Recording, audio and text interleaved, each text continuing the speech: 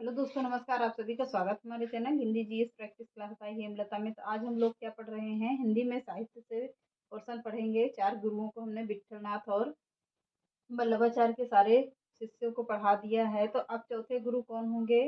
चौथे गुरु सूरदास हैं। जो चौथे उनके शिष्य थे, कौन थे? सूरदास थे।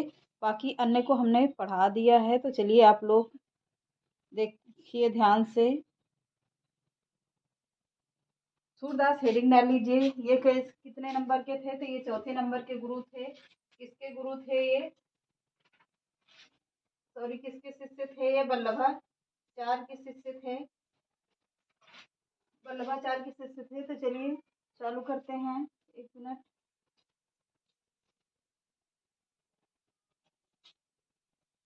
हेडिंग डाल लीजिए। कौन? सूरदास। सूरदास का नाम क्या था? सूरदास का रियल नाम क्या था या वास्तविक नाम क्या था? सूरजदास। वास्तविक नाम सूरजदास। क्या नाम था? सूरजदास। कैसा नाम था? वास्तविक नाम क्या था? सूरजदास था। पॉइंट करके लिखिए। आचार्य रामचंद्र शुक्ल ने सूरदास को चंद बरदाई की वंश परंपरा का माना है। किसने माना है? तो आचार्य रामचंद्र ने सूरदास को चंद बरदाई की वंश परंपरा का माना है।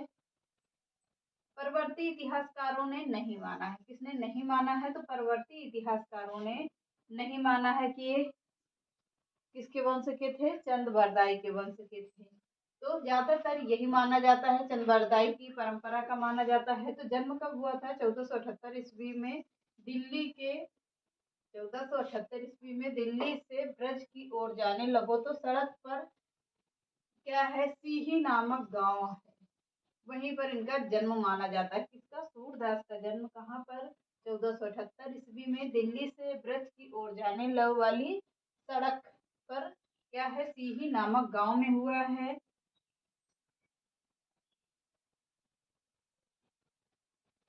कुछ विद्वान क्या मानते हैं? कुछ विद्वान सूरदास जी का जन्म रूनकता नामक गांव को मानते हैं। कौन सा गांव? रूनकता नामक गांव को मानते हैं। अगला पॉइंट लिखिए। सूरदास जी मथुरा के गऊ घाट पर रहकर दैत्य और विनय पद गाया था। कौन सा पद गाया था? तो दैत्य और विनय पद गाया था। किसने? सूरदास ने। कहाँ पर रहकर? मथुरा में रहकर। सूरदास मथुरा में रहकर गऊ घाट पर। पूछता है कंपटीशन में, सवाल भी आता है कि सूरदास मथुरा में किस घाट पर रहते थे? किस घाट पर रहते थे? तो गऊ घाट पर रहकर कौन सा पद गाया जाता है, ये भी पूछता है। तो दैत्य और विनय पद गाया करते थे। अगला पॉइंट लिखिए। 1509 से 10 के आसपास 1509 से 10 के आसपास वल्लभाचार्य ने सूरदास को दीक्षा दी। क्या दिया था? दीक्षा दिया था, यानी इनको पढ़ाया लिखाया था। कब? 1509 से 10 के आसपास वल्लभाचार्य जी ने सूरदास को दीक्षा दिया था। अगला पॉइंट लिखिए। वल्लभाचार्य का शिष्य बनने के बाद सूरदास कहाँ पर रहने लगे? पारसौली ग्राम में रहने लगे। वल्लभाचार्य का शिष्य बनने के बाद सूरदास पारसौली नामक गांव में रहने लगे और यहीं पर क्या होती है? इनकी मृत्यु हो जाती है। किस गांव में? पारसौली नामक गांव में। तो मृत्यु कब हुई है? 1583 ईस्वी में पारसौली नामक ग्राम में हुई है। किसकी मृत्यु? सूरदास की मृत्यु कहाँ पर हुई थी? 1583 ईस्वी में पारसौली नामक गांव में हुई है। चलिए अगला पॉइंट लिखिए। अब इसको हटा दें। अगला पॉइंट लिखिए। अब जो है इसमें कंपटीशन में सवाल इनकी रचनाओं से बहुत महत्वपूर्ण आते हैं। तो चलिए उसी को देखते हैं। सूरदास इनका नाम क्यों पड़ा था, ये तो आप लोगों को पता ही होगा। सूरदास की दोनों आंखें नहीं थी, इसलिए इनका नाम सूरदास पड़ा। और ये किसके सबसे ज्यादातर पद गाया था? तो श्री कृष्ण भगवान की लीलाओं पर सबसे ज्यादा ये प्रभावित थे।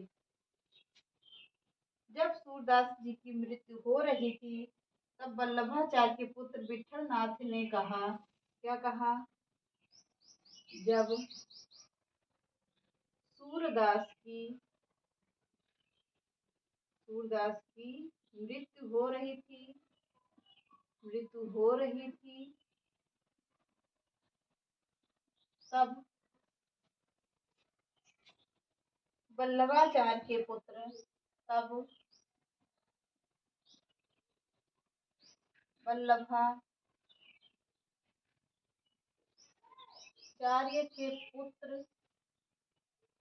विठलनाथ, कौन? विठलनाथ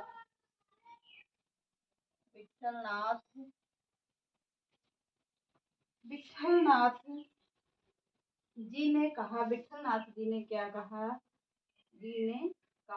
क्या कहा? कभी कभी पूछता है, जब सूरदास की मृत्यु हो रही थी तो किसके पुत्र? वल्लभाचार्य के पुत्र विठलनाथ जी ने कहा, क्या कहा? पुष्टि मार्ग को जहाज जात है। पुष्टि मार्ग को जहाज जात है। पुष्टि मार्ग को जहाज जात है। जाको जो कहू लेना हो सो लेओ। जाको जो कछु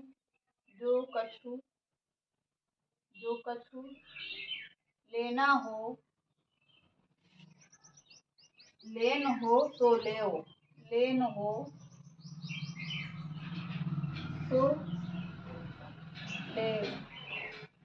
कह रहे हैं पुष्टि मार्ग का जहाज जात है, जिसको जो भी लेना हो, मतलब इतने अच्छे गुरु थे, जो भी शिक्षा लेनी हो, पुष्टि मार्ग का जहाज जात है, जाको कुछ, इसको जो भी कुछ लेना हो जाकर ले लो। इससे सूरदास से।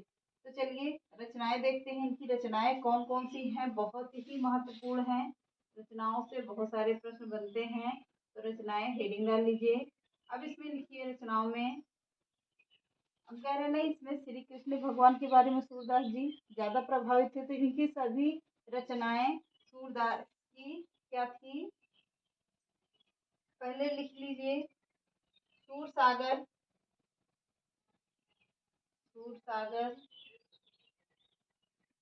सूरसारावली,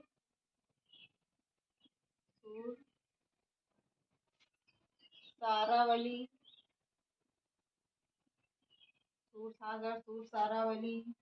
साहित्य लहरी,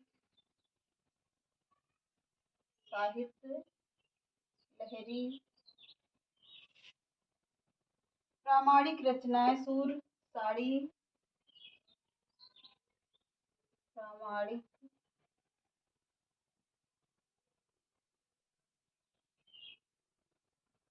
प्रामाणिक रचनाएं कौन कौन सी हैं?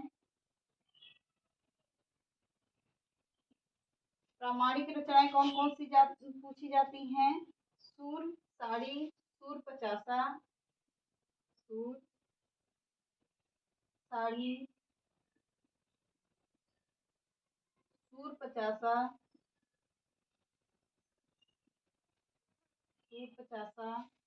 और कौन पूछी जाती हैं? सूर रामायण, जो अप्रामाणिक रचना है। सूर्य रामायण क्या है? यह अप्रामाणिक रचना है।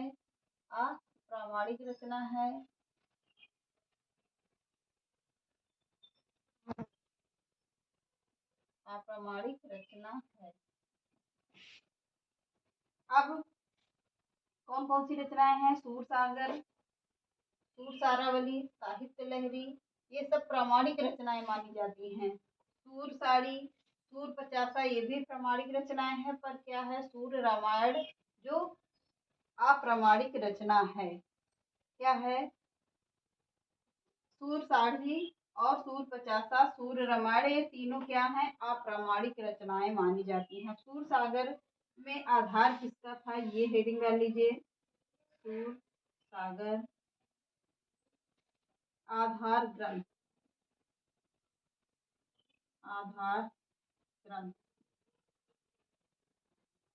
सूरसागर आधार ग्रंथ अभी भागवत पुराण का दशक स्कंध, भागवत पुराण का दशक स्कंध, दशक स्कंध, यह भगवत पुराण के तर्ज पर, यह भागवत पुराण के तर्ज पर, इस पर भागवत पुराण के तर्ज पर द्वादश स्कंध में लिखा है। तर्ज पर, द्वादश के तर्ज पर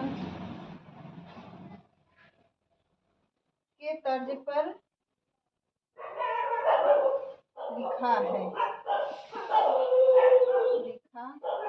इसमें कितने पद हैं? इसमें कितने चैप्टर हैं? तो 12 स्कंध हैं। द्वादश स्कंध, द्वादश स्कंध है। तो इसमें कितने चैप्टर हैं? ऐसे लिख लीजिए। इसमें 12 स्कंध हैं। 12 स्कंध हैं। कितने हैं? तो 12 स्कंध यानी 12 चैप्टर हैं। 12 चैप्टर हैं। सूर सागर में कितने पद हैं? तो सूर सागर में 4936 पद हैं। सूर सागर में कितने पद हैं? 4936 पद हैं। कितने पद हैं? 4936 पद हैं। किसमें? सूर सागर में 4936 पद हैं। तो चलिए देखते हैं। जब सूरदास की मृत्यु हो रही थी तो वल्लभाचार्य के पुत्र विठलनाथ जी ने कहा, पुष्टि मार्ग का जहाज जा तो है, जाको जो कुछ लेना हो कछु लेओ। अगली रचनाएं कौन कौन सी हैं? सूर सागर, सूर सारावली, साहित्य लहरी। ये तीनों रचनाएं क्या हैं? प्रामाणिक रचनाएं मानी जाती हैं। सूर साड़ी, सूर पचासा, सूर रामायण जो कौन सी रचनाएं हैं? अप्रामाणिक रचनाएं हैं। अगला देखिए, सूर सागर एक आधार ग्रंथ है। भागवत पुराण का दशक स्कंध है। यह भागवत पुराण के तर्ज पर द्वादश स्कंध है। इसमें कितने स्कंध हैं? तो इसमें 12 स्कंध यानी 12 चैप्टर हैं। सूर सागर में 4936 पद हैं। कितने हैं? तो 4000। कंपटीशन में सवाल भी आता है कि सूर सागर में कितने पद हैं, तो 4936 पद माने जाते हैं। तो इसको जरूर ध्यान दीजिएगा, कितने पद पूछा जाता है तो 4936 पद हैं। अगला पॉइंट लिखिएगा, सूर सागर को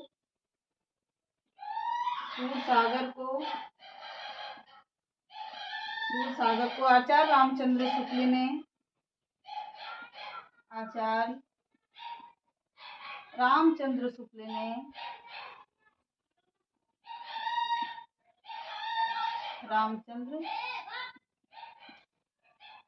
शुक्ल ने किसी गीत परंपरा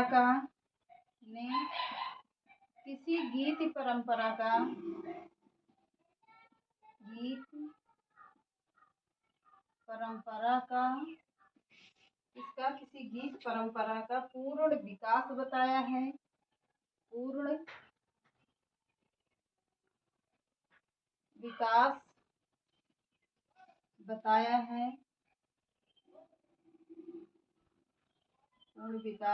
बताया है। भले ही वह मौखिक रही हो,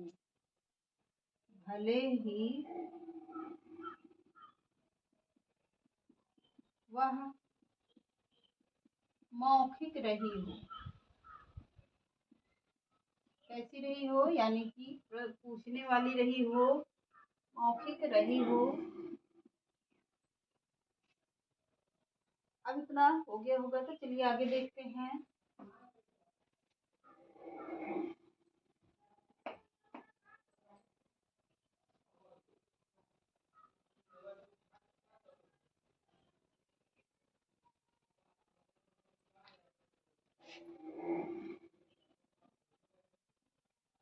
अगला पॉइंट लिखिए।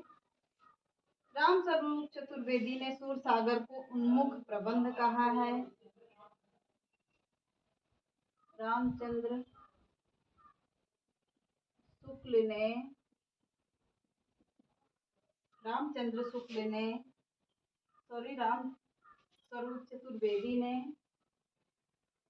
रामस्वरूप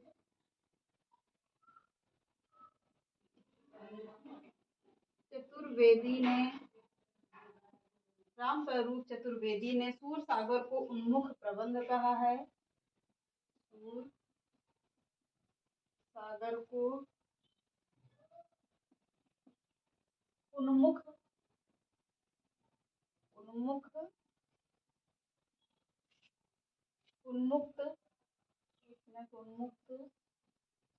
प्रबंध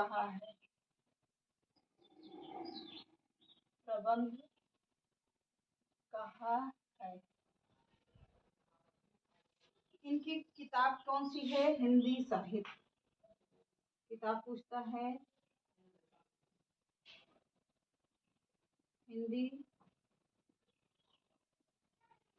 साहित्य, इनकी पुस्तक का नाम है।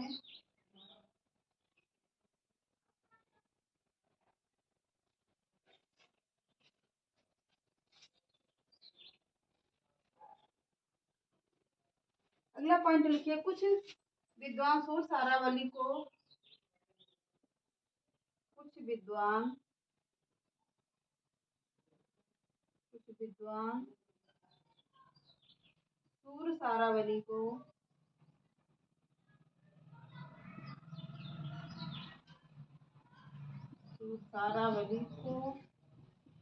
क्या मानते हैं? अप्रामाणिक रचना मानते हैं।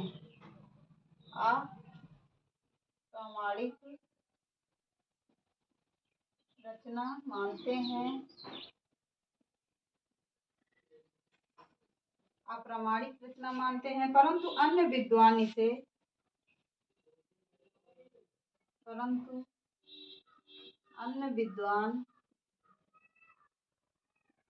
इसे सूरसागर की विषय सूची मानते हैं।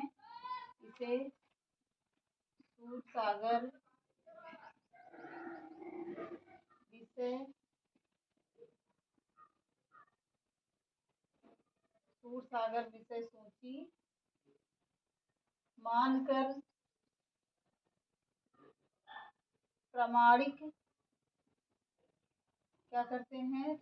प्रामाणिक मानते हैं। मानकर इसे प्रामाणिक मानते हैं।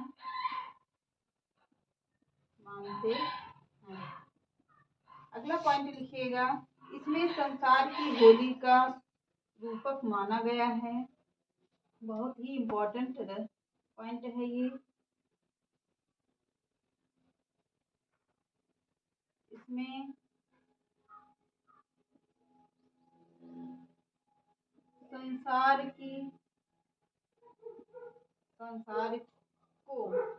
संसार को होली का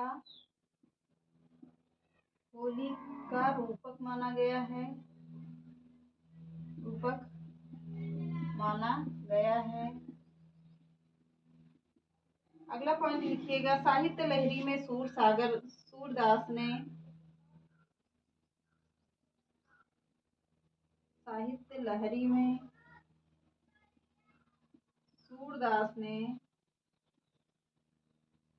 सूरदास ने दृष्टिकूट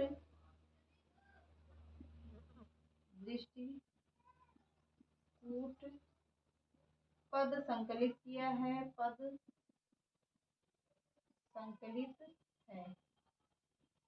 कौन सा पद है? दृष्टिकूट पद संकलित है। कथा के अनुसार सूरदास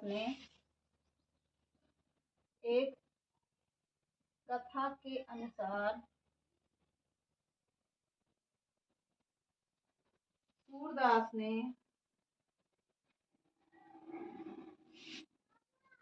इसकी रचना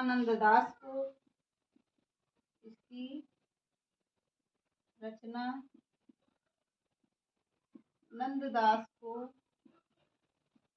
इसको नंददास को काव्य शास्त्र की शिक्षा देने के लिए काव्य शास्त्र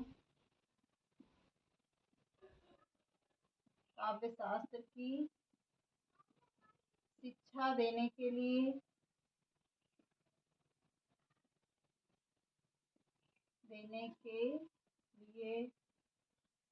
काव्य शास्त्र की शिक्षा देने के लिए रीति काव्य शास्त्र क्या है? रीति, अलंकार और गुण। यहाँ पर देख लेते हैं, रीति, अलंकार,